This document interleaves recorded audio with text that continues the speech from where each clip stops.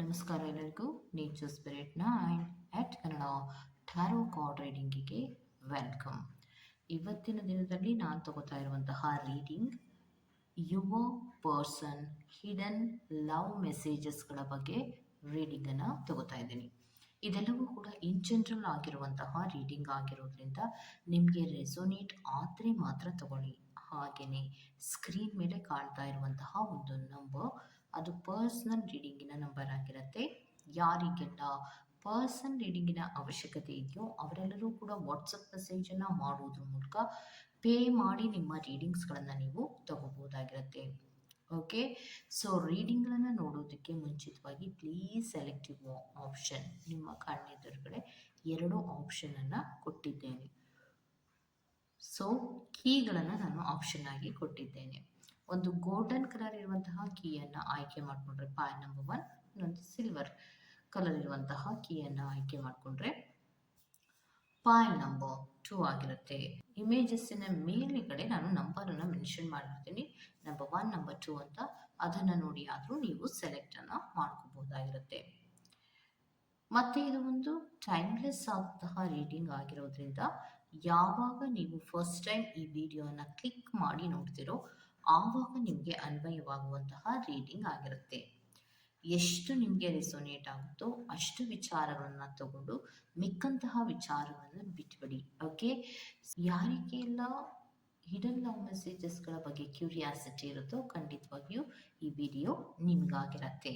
Okay, so ಹಾಗೆಯೇ description ಬಾಕ್ಸಿನಲ್ಲಿ ಪ್ರತಿ ಪೈಲ್ನ ಟೈಮಿಂಗ್ಸನ್ನು clear ಆಗಿಯೇ ಮೆನ್ಷನ್ ಮಾಡಿರ್ತೀನಿ. ನೀವು ಯಾವ ಪೈಲನ್ನು ಸೆಲೆಕ್ಟ್ ಮಾಡ್ಕೊಂಡಿರ್ತೀರೋ ಆ ಪೈಲಿನ ಟೈಮಿಂಗ್ಸನ್ನು ನೋಡಿ ಸ್ಕಿಪ್ ಆಗಿ ನಿಮ್ಮ ರೀಡಿಂಗ್ಸ್ಗಳನ್ನು ನೀವು ತಗೋಬೋದಾಗಿರುತ್ತೆ. ಓಕೆ, ರೀಡಿಂಗನ್ನು ಶುರು ಮಾಡೋಣ. Okay, let start. ಯಾರೆಲ್ಲ ಗೋಲ್ಡನ್ ಕಲರ್ ಇರುವಂತಹ ಕೀಯನ್ನು ಆಯ್ಕೆ ಮಾಡ್ಕೊಂಡಿದ್ದೀರೋ ಸೊ ನಿಮ್ಮ ಪರ್ಸನ್ನಿನ ಅಥವಾ ನಿಮ್ಮ ಪ್ರೀತಿಯ ವ್ಯಕ್ತಿಯ ಹಿಡನ್ ಲವ್ ಮೆಸೇಜಸ್ಗಳು ಏನಿದೆ ಅನ್ನೋದನ್ನ ನೋಡೋಣ. ಓಕೆ,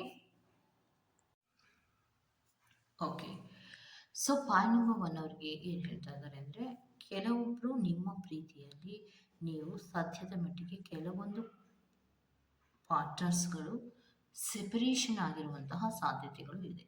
ಸೊ ಯಾತಕ್ಕೋಸ್ಕರ ಆ ರೀತಿ ಹೇಳ್ತಾ ಇದ್ದೀವಿ ಅಂದರೆ, ರೀಯೂನಿಯನ್ ಅನ್ನೋದನ್ನ ರೆಪ್ರೆಸೆಂಟ್ ಮಾಡ್ತಾ ಇದೆ ಕಾರ್ಡ್ಸಿನಲ್ಲಿ.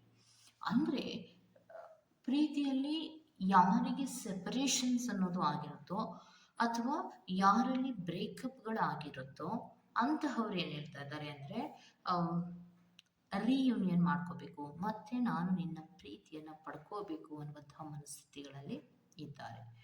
ಹಲವಾರು ಕಾರಣಗಳಿಂದ ನಿಮ್ಮ ಪ್ರೀತಿಯಲ್ಲಿ ಮಿಸ್ಟೇಕ್ಸ್ಗಳಾಗಿರುವಂತಹ ಸಾಧ್ಯತೆಗಳು ಇರುತ್ತೆ. ಅಂದರೆ ನಿಮ್ಮ ಪ್ರೀತಿಯಲ್ಲಿ ಅಂದರೆ ನಿಮ್ಮ ಕಡೆಯಿಂದ ಮಿಸ್ಟೇಕ್ಸ್ ಅಂತ ನಾನು ಹೇಳ್ತಾ ಇಲ್ಲ. ಸೊ ನಿಮ್ಮಿಬ್ಬರ ಪ್ರೀತಿಯಲ್ಲಿ ಒಂದು ಥರ್ಡ್ ಪಾರ್ಟಿ ಸಿಚುವೇಶನ್ ಎಂಟ್ರಿ ಆಗಿ ನೀವಿಬ್ಬರು ಬೇರೆ ಆಗಿರುವಂತಹ ಸಾಧ್ಯತೆಗಳು ಮೇ ಬಿ ಯೂನಿವರ್ಸ್ನಲ್ಲಿ ಕೆಲವೊಬ್ಬರಿಗೆ ಆಗಿದೆ. ಅದಕ್ಕೋಸ್ಕರವಾಗಿ ಈ ಥರ್ಡ್ ಪಾರ್ಟಿ ಸಿಚುವೇಶನ್ಸನ್ನು ಬಿಟ್ಟು ನಾನು ಮತ್ತೆ ಪುನಃ ನಿಮ್ಮ ಪ್ರೀತಿಗೆ ಎಂಟ್ರಿಯನ್ನು ತಗೋತೀನಿ, ರೀಯೂನಿಯನನ್ನು ಮಾಡ್ಕೋತೀನಿ ಅನ್ನುವಂತಹ ಮನಸ್ಥಿತಿಗಳಲ್ಲಿ ಇದ್ದಾರೆ. ಮತ್ತು ಇನ್ನೊಂದೇನು ಅಂದರೆ, ಇವ್ರು ಹೇಳ್ತಾ ಇರೋದು ಹಿಡನ್ ಲವ್ ಮೆಸೇಜಸ್ಗಳನ್ನ ಏನು ಕೊಡ್ತಾ ಇದ್ದಾರೆ ಅಂದರೆ, ನನಗೆ ಕೆಲವೊಂದು ಕಹಿ ಅನುಭವಗಳು ಕೂಡ ಆಗಿದೆ ಅನ್ನೋದನ್ನ ಹೇಳ್ತಾ ಇದ್ದಾರೆ. ಯಾಕಂದರೆ ಯಾರು ಅಥವಾ ಯಾರ ಪ್ರೀತಿಯಲ್ಲಿ ಈ ಥರ್ಡ್ ಪಾರ್ಟಿ ಸಿಚುವೇಶನ್ಸ್ಗಳು ಎಂಟ್ರಿ ಆದಾಗ ಇದ್ದಂತಹ ಪ್ರೀತಿಯ ವ್ಯಕ್ತಿಯನ್ನು ಬಿಟ್ಟು ಮತ್ತೋರ್ವ ವ್ಯಕ್ತಿಯ ಕಡೆಗೆ ಆಕರ್ಷಣೆಯಾಗಿ ಹೋಗಿರ್ತಾರೋ ಆ ಥರ್ಡ್ ಪಾರ್ಟಿಯಿಂದ ಬಹಳಷ್ಟು ನೋವುಗಳಾಗಿರುವಂತಹ ಸಾಧ್ಯತೆಗಳಿದೆ. ತುಂಬ ನೋವನ್ನು ಪಟ್ಟಿದ್ದಾರೆ. ಮತ್ತು ಇನ್ನೊಂದು ಏನಂದರೆ, ಅದರಲ್ಲಿ ಒಂದು ಈಗೋ ಕನೆಕ್ಷನ್ಸ್ಗಳು ಜಾಸ್ತಿ ಇರುತ್ತೆ. ಅಂದರೆ ನಾನೇ ಜಾಸ್ತಿ ಅನ್ನುವಂತಹ ಒಂದು ಈಗೋ ಕನೆಕ್ಷನ್ಸ್ಗಳು ಜಾಸ್ತಿ ಇರುತ್ತೆ. ಯಾವಾಗ ಈಗೋಗಳು ಜಾಸ್ತಿ ಆಗುತ್ತೋ, ಯಾರು ಥರ್ಡ್ ಪಾರ್ಟಿ ಸಿಚುವೇಶನ್ಸನ್ನು ಪ್ರೀತಿಯಲ್ಲಿ ಎಂಟ್ರಿ ಮಾಡಿಕೊಂಡು ಇದ್ದಂತಹ ಪ್ರೀತಿಯ ವ್ಯಕ್ತಿಯನ್ನು ಬಿಟ್ಟು ಮುಂದಕ್ಕೆ ಹೋಗಿದ್ರೋ ಆ ವ್ಯಕ್ತಿಯಿಂದ ಒಂದು ಕಹಿ ಅನುಭವಗಳಾಗುವುದಲ್ದಿರ ಅವರಿಗೆ ಈಗೋ ಕ್ಲಾಶಸ್ಗಳು ತುಂಬ ಜಾಸ್ತಿ ಆಗಿರುವಂತಹ ಸಾಧ್ಯತೆಗಳಿರುತ್ತೆ. ಹಲವಾರು ರೀತಿಯ ನೋವುಗಳನ್ನು ಪಟ್ಟಿದ್ದೇನೆ, ನಿನ್ನನ್ನು ಬಿಟ್ಟು ಹೋದ ಮೇಲೆ ಹಲವಾರು ನೋವುಗಳನ್ನು ಪಟ್ಟಿದ್ದೇನೆ, ನಾನು ನಿನಗೆ ಮೋಸ ಮಾಡಬಾರ್ದಾಗಿತ್ತು, ನಾನು ಥರ್ಡ್ ಪಾರ್ಟಿ ಸಿಚುಯೇಷನ್ಸ್ನ ನಮ್ಮ ಪ್ರೀತಿಯಲ್ಲಿ ಎಂಟ್ರಿ ಕೊಡಿಸ್ಕೋಬಾರ್ದಾಗಿತ್ತು. ಬಟ್ ನಾನು ಆ ಥರ್ಡ್ ಪಾರ್ಟಿ ಸಿಚುಯೇಷನ್ನ ಎಂಟ್ರಿ ಮಾಡಿಕೊಂಡು ಅದರಲ್ಲಿ ಈಗೋ ಕ್ಲ್ಯಾಶಸನ್ನು ಮಾಡಿಕೊಂಡು ಬಹಳಷ್ಟು ನೋವನ್ನು ಪಡ್ಕೊಂಡು ಬಹಳಷ್ಟು ಲಾಸಸ್ಗಳನ್ನು ಮಾಡ್ಕೊಂಡಿದ್ದೀನಿ. ಈಗ ನನಗೆ ಆ ಥರ್ಡ್ ಪಾರ್ಟಿ ಏನು ಬೇಡ, ನನಗೆ ನೀನೇ ಬೇಕು ಅನ್ನುವಂತಹ ರೀತಿಯ ಮನಸ್ಥಿತಿ ಇದೆ ಅನ್ನುವಂತಹ ಹಿಡನ್ ಲವ್ ಮೆಸೇಜನ್ನು ಕೊಡ್ತಾ ಇದ್ದಾರೆ. ಯಾಕಂದರೆ ಕೆಲವೊಮ್ಮೆ ಪ್ರೀತಿಯಲ್ಲಿ ಸೆಪರೇಷನ್ ಆದ ಮೇಲೆ ಕಮ್ಯುನಿಕೇಷನ್ಸ್ ಅನ್ನೋದು ಒಂದು ಗ್ಯಾಪ್ ಆಗುತ್ತೆ. ಕಮ್ಯುನಿಕೇಷನ್ಸ್ಗಳು ಏನು ಮಾಡಬೇಕು ಅದರಲ್ಲಿ ಬ್ರೇಕ್ಗಳಾಗಿರುತ್ತೆ. ಯಾಕಂದರೆ ಎಲ್ಲರ ಹತ್ರನೂ ಎಲ್ಲ ಫೀಲಿಂಗ್ಸ್ಗಳನ್ನು ಶೇರ್ ಮಾಡ್ಕೊಳಕ್ಕಾಗಲ್ಲ, ಅಥವಾ ಎಲ್ಲರನ್ನ ಪ್ರೀತಿಸಿ ಕಂಫರ್ಟಬಲ್ ಫೀಲ್ ಅನ್ನುವಂತಹ ರೀತಿಯಲ್ಲಿ ಇರೋದಕ್ಕೆ ಆಗೋದಿಲ್ಲ. ಸೊ ಕೆಲವೊಬ್ಬರ ಜೊತೆಯಲ್ಲಿ ಮಾತ್ರನೇ ನಾವು ಒಂದು ಪ್ರೀತಿಯ ಕಮ್ಯುನಿಕೇಷನ್ಸ್ಗಳನ್ನು ಮಾಡೋದಾಗಲಿ, ಪ್ರೀತಿಯ ಫೀಲಿಂಗ್ಗಳ ಶೇರಿಂಗ್ಗಳನ್ನು ಮಾಡ್ಕೊಳ್ಳೋದಾಗಲಿ ಅದು ಸಾಧ್ಯ ಆಗುತ್ತೆ. ಹೊರತು ಅಟ್ರಾಕ್ಷನ್ಸ್ಗಳಿಗೆ ಹೋದಂತಹ ವ್ಯಕ್ತಿಗಳ ಜೊತೆಯಲ್ಲೆಲ್ಲ ಕಂಫರ್ಟಬಲ್ ಫೀಲ್ ಮಾಡೋದಕ್ಕೆ ಆಗಲ್ಲ. ಅದನ್ನೇ ನಿಮ್ಮ ಪರ್ಸನ್ ನಿಮಗೆ ಹೇಳ್ತಾ ಇರೋದು. ಇನ್ನೊಂದೇನು ಅಂದರೆ ಅನ್ಎಕ್ಸ್ಪೆಕ್ಟೆಡ್ ಔಟ್ಕಮ್ಸ್ಗಳಾಗ್ಬಿಟ್ಟಿದೆ ನನ್ನ ಜೀವನದಲ್ಲಿ. ಅಂದರೆ ನಾನು ಅಂದ್ಕೊಂಡಿರಲಿಲ್ಲ ನನ್ನ ಜೀವನದಲ್ಲಿ ಈ ಥರ ಎಲ್ಲ ಆಗುತ್ತಾ ಅಂತ ಅಂದ್ಕೊಂಡೇ ಇರಲಿಲ್ಲ. ನಾನು ಏನೇನೋ ಕನಸುಗಳನ್ನು ಕಟ್ಕೊಂಡು ನಿನ್ನನ್ನು ಬಿಟ್ಟು ನಾನು ಹೋದೆ. ಆದರೆ ಅಲ್ಲಿ ಆದಂತಹ ಅನುಭವಗಳೇ ಬೇರೆ ಆಗಿದೆ. ನನಗೆ ತುಂಬ ಕಷ್ಟ ಆಗ್ತಾ ಇದೆ ಅನ್ನೋದನ್ನು ಹೇಳ್ತಾ ಇದ್ದಾರೆ. ಇನ್ನೊಂದು ಕೆಮಿಸ್ಟ್ರಿ ಅನ್ನೋದು ವರ್ಕ್ ಆಗಿಲ್ಲ. ಅಂದರೆ ಇಬ್ಬರಲ್ಲಿಯೂ ಕೂಡ ಒಂದು ಹೊಂದಾಣಿಕೆ ಅನ್ನೋದು ಆಗಿರೋದಿಲ್ಲ. ಅವರು ಆಲೋಚನೆ ಮಾಡುವಂತಹ ರೀತಿಗೂ ಮತ್ತು ಇವರ ಆಲೋಚನೆ ಮಾಡುವಂತಹ ರೀತಿಗೂ ಬಹಳಷ್ಟು ವ್ಯತ್ಯಾಸಗಳಿರುತ್ತೆ. ಯಾಕಂದರೆ ನಿಮ್ಮ ಪ್ರೀತಿಯನ್ನು ನೆಗ್ಲೆಕ್ಟ್ ಮಾಡಿ ಒಂದು ಅಟ್ರಾಕ್ಷನ್ ಅನ್ನುವಂತಹ ರೀತಿಯಲ್ಲಿ ನಿಮ್ಮ ಪರ್ಸನ್ ಹೋದರು. ಆದರೆ ಆ ಅಟ್ರಾಕ್ಷನ್ಸಲ್ಲಿ ವರ್ಕೌಟ್ ಆಗಲಿಲ್ಲ. ಇಬ್ಬರಲ್ಲಿಯೂ ಕೂಡ ಹೊಂದಾಣಿಕೆ ಅನ್ನೋದು ಆಗಲಿಲ್ಲ. ಈಗೂ ಕ್ಲ್ಯಾಶಸ್ಗಳ ಮೇಲೆ ಕ್ಲ್ಯಾಶಸ್ಗಳಾಗ್ತು ಮತ್ತು ಮೇಲಿಂದ ಮೇಲೆ ನೋವುಗಳಾಗೋದಕ್ಕೆ ಶುರು ಆಯಿತು. ಇವರನ್ನು ಹೊಂದ್ಕೊಳ್ಳೋದಕ್ಕೆ ಸಾಧ್ಯ ಇಲ್ಲ, ಈ ಪ್ರೀತಿಯನ್ನು ನಾನು ಪಡ್ಕೊಳ್ಳೋದಕ್ಕೆ ಸಾಧ್ಯ ಇಲ್ಲ, ಇದರ ಬದಲು ನನ್ನ ಪಾಡಿಗೆ ನಾನು ಬಿಡಬೇಕು ಅನ್ನುವಂಥ ಮನಸ್ಥಿತಿ ನನಗೆ ಆಗ್ತಾ ಇದೆ. ಯಾಕಂದರೆ ನಾನೆಷ್ಟು ಮನಃಪೂರ್ವಕವಾಗಿ ಪ್ರೀತಿಸಿದ್ನೋ ಅಂತಹ ಕೆಲವೊಂದು ಪ್ರೀತಿಗಳಲ್ಲಿ ನೀವು ಒಳ್ಳೆಯ ಫೀಲಿಂಗ್ಸ್ಗಳು, ಒಳ್ಳೆಯ ಬಾಂಡೇಜ್ಗಳನ್ನು ಬೆಳೆಸ್ಕೊಂಡಿದ್ರಿ. ತದನಂತರದಲ್ಲಿ ಈ ವ್ಯಕ್ತಿ ಓರ್ವ ವ್ಯಕ್ತಿಗೆ ಅಟ್ರಾಕ್ಷನ್ ಆಗಿ ಹೋದಾಗ ಆ ವ್ಯಕ್ತಿ ಏನೋ ಅಲ್ಲಿ ಸಮಾಧಾನವಾಗಿ ಇದ್ದಿಲ್ಲ, ಹಲವಾರು ನೋವುಗಳನ್ನು ಪಟ್ಟಿದ್ದಾರೆ. ಈಗ ನಿಮ್ಮ ಹತ್ರ ಅವರು ಹೇಳ್ಕೊಳ್ಳೋದಕ್ಕೆ ಆಗದೆ ಬಿಡಕ್ಕೂ ಆಗದೆ ಒದ್ದಾಡ್ತಿದ್ದಾರೆ. ಹಲವಾರು ಡ್ಯಾಮೇಜಸ್ಗಳು ಆಗಿದೆ.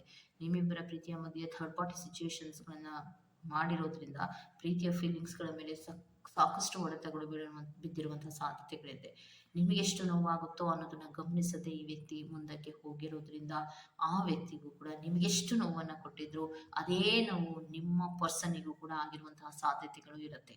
ಅದಕ್ಕೋಸ್ಕರವಾಗಿ ಅವರು ಅದನ್ನ ಓಪನ್ ಅಪ್ ಆಗಿ ಹೇಳ್ಕೊಳ್ಳದೆ ಹಿಡನ್ ಲವ್ ಮೆಸೇಜಸ್ಗಳ ಮೂಲಕವಾಗಿ ಅವರು ಹೇಳ್ತಾ ಇದ್ದಾರೆ. ಮತ್ತಿನ್ನೊಂದು ಏನು ಅಂದರೆ, ಹಲವಾರು ಮಿಸ್ಟೇಕ್ಸ್ಗಳನ್ನು ನಾನು ಮಾಡಿಬಿಟ್ಟಿದ್ದೀನಿ, ಐ ಆಮ್ ಸಾರಿ ಅನ್ನೋದನ್ನ ಹೇಳ್ತಾ ಇದ್ದಾರೆ. ಸೊ ಯಾಕೆ ಅನ್ನೋದಾದರೆ, ಮಾಡುವಾಗ ತಪ್ಪುಗಳು ಎಷ್ಟೇ ರಾಂಗ್ ಅಂತ ನೀವು ಹೇಳ್ತಾ ಇದ್ರು ಇಲ್ಲ ನಾನು ಇರೋದೇ ಹೀಗೆ ಅಂತ ಏನೆಲ್ಲ ಒಂದು ರೀತಿಯಲ್ಲಿ ಮಾತುಗಳನ್ನು ಆಡಿ ಮುಂದಕ್ಕೆ ಹೋಗಿದ್ರೋ ಆ ವ್ಯಕ್ತಿಯೇ ಹೇಳ್ತಾ ಇದ್ದಾರೆ, ಹೌದು ನಾನು ಮಿಸ್ಟೇಕ್ ಮಾಡಿದೆ, ನಾವಿಬ್ಬರ ಪ್ರೀತಿಯಲ್ಲಿ ಮತ್ತೊಬ್ಬ ವ್ಯಕ್ತಿಯನ್ನು ಎಂಟ್ರಿ ಕೊಟ್ಟಿದ್ದೇನಂತ ತಪ್ಪಾಯಿತು, ಈಗ ನಾನು ಎಲ್ಲವನ್ನ ಸರಿ ಮಾಡ್ಕೋತೀನಿ, ಆದರೆ ನೀನು ಮತ್ತೆ ಪ್ರೀತಿಯಲ್ಲಿ ರಿಯೂನಿಯನನ್ನು ಮಾಡ್ಕೋತೀಯಾ ಅನ್ನೋದನ್ನು ಕೇಳ್ತಾ ಇದ್ದಾರೆ. ಸೊ ಹಲವಾರು ಹಿಡನ್ ವಿಚಾರಗಳನ್ನು ಅವರು ನಿಮ್ಮ ಹತ್ರ ಶೇರ್ ಮಾಡ್ಕೋಬೇಕು ಅಂದ್ರೂ ಕೂಡ ಸದ್ಯಕ್ಕೆ ಅವರಿಗೆ ಆಗ್ತಾ ಇಲ್ಲ. ಯಾತಕ್ಕೆ ಅಂದರೆ, ಎಷ್ಟೆಲ್ಲ ಮಾತುಗಳನ್ನು ಆಡಿ ಥರ್ಡ್ ಪಾರ್ಟಿ ಸಿಚುಯೇಷನ್ಸ್ಗಳ ಹಿಂದೆ ಹೋಗಿದ್ರೋ ಈಗ ಯಾವ ಮುಖ ಇಟ್ಕೊಂಡು ನಾನು ಬಂದು ನಿನ್ನ ಹತ್ರ ಈ ರೀತಿ ಮೋಸ ಆಗಿದೆ, ಈ ರೀತಿ ಮೇಲಿಂದ ಮೇಲೆ ನನಗೆ ಅವ್ರ ಹತ್ರ ಜಗಳ ಆಗ್ತಾ ಇತ್ತು, ಅವ್ರಿಗೂ ನನಗೂ ಅಡ್ಜಸ್ಟ್ ಆಗಲ್ಲ ಅಂತ ಯಾವ ರೀತಿ ಹೇಳಲಿ ನಿನಗೆ ಅನ್ನುವಂತಹ ಕಸಿಬಿಸಿಗಳಲ್ಲಿ ಒಂದು ಕನ್ಫ್ಯೂಷನ್ಸ್ಗಳಲ್ಲಿ ಇರುವಂತಹ ಸಾಧ್ಯತೆಗಳಿದೆ. ಯಾರೆಲ್ಲ ಯೂನಿವರ್ಸಲ್ಲಿ ಪಾಯ್ ನಂಬರ್ 1 ಅನ್ನು ಆಯ್ಕೆ ಮಾಡ್ಕೊಂಡಿದ್ದೀರೋ ನಿಮ್ಮ ಪರ್ಸನ್ ಹೇಳ್ತಾ ಇರೋದು, ನಾನು ಒಂದು ಅಟ್ರಾಕ್ಷನ್ಸ್ಗೆ ಹೋದಂತಹ ವ್ಯಕ್ತಿಯ ಹಿಂದೆ ಯಾವ ವ್ಯಕ್ತಿಯ ಹಿಂದೆ ಹೋದ್ನೋ ಅಥವಾ ಏನು ನಾನು ನಿನಗೆ ಮನಸ್ಸನ್ನು ನೋಯಿಸಿ ನಾನು ನಿನ್ನನ್ನು ಬಿಟ್ಟು ಹೋದ್ನೋ ಅದೇ ಎಲ್ಲ ನೋವುಗಳನ್ನು ಕೂಡ ನಾನು ಅನುಭವಿಸಿದ್ದೇನೆ. ಸೊ ಅದಕ್ಕೋಸ್ಕರವಾಗಿ ಆ ಥರ್ಡ್ ಪಾರ್ಟಿಯನ್ನು ಬಿಟ್ಟು ನಾನು ನಿನ್ನ ಬಳಿಯಲ್ಲಿ ಮತ್ತೆ ವಾಪಸ್ ಬರಬೇಕು ಅಂದ್ಕೊಂಡಿದ್ದೀನಿ. ಅದಕ್ಕೆ ನೀನು ಅನುಮತಿಯನ್ನು ಕೊಡ್ತೀಯಾ, ನನ್ನನ್ನು ಅಕ್ಸೆಪ್ಟ್ ಮಾಡ್ತೀಯಾ ಅನ್ನೋದನ್ನು ಕೇಳ್ತಾ ಇದ್ದಾರೆ. ಇದೇ ನಿಮ್ಮ ಪರ್ಸನ್ ಲವ್ ಹಿಡನ್ ಮೆಸೇಜ್ ಆಗಿ ಕೊಡ್ತಾ ಇರೋದು. ಸೊ ರಿಕ್ವೆಸ್ಟಿನ ಜೊತೆಗೆ ಮಾಡಿದಂತಹ ಪ್ರತಿ ತಪ್ಪುಗಳಿಗೂ ಕೂಡ ಪ್ರತಿ ತಪ್ಪುಗಳಿಗೂ ಸಾರಿಯನ್ನು ಕೇಳುವಂತಹ ಮನಸ್ಥಿತಿಯಲ್ಲಿ ಇರೋದು. ನೀವು ಬೇಜಾರಾಗಿದ್ದೀರಾ, ನಿಮ್ಮ ಪರ್ಸನ್ ಕೂಡ ಬೇಜಾರಾಗಿದ್ದಾರೆ. ಸೊ ಇಂತಹ ಸಂದರ್ಭದಲ್ಲಿ ಈ ಎಲ್ಲ ವಿಚಾರಗಳನ್ನು ನಾನು ನಿನ್ನ ಹತ್ರ ಹೇಗೆ ಹೇಳ್ಕೊಳ್ಳಿ ಅನ್ನುವಂತಹ ಕಸಿವಿಸಿಗಳಲ್ಲಿ ಇರುವಂತಹ ಸಾಧ್ಯತೆಗಳಿದೆ ಅನ್ನೋದನ್ನ ರೆಪ್ರೆಸೆಂಟ್ ಮಾಡ್ತಾ ಇದೆ. ಓಕೆ, ಸೊ ಇದಿಷ್ಟು ಪಾಯ್ ನಂಬರ್ 1 ಅವರ ರೀಡಿಂಗ್ ಆಗಿರುತ್ತೆ. Okay, go to the next ಪಾಯ್ ನಂಬರ್ 2.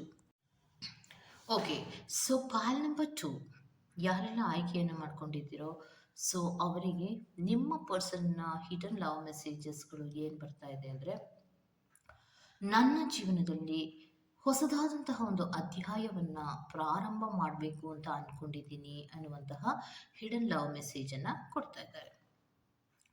ಯಾತಕ್ಕೋಸ್ಕರವಾಗಿ ಅವರು ಕೊಡ್ತಾ ಇದ್ದಾರೆ ಅನ್ನೋದಾದರೆ, ಕೆಲವೊಂದು ವಿಚಾರಗಳಲ್ಲಿ ನಾನು ಏನು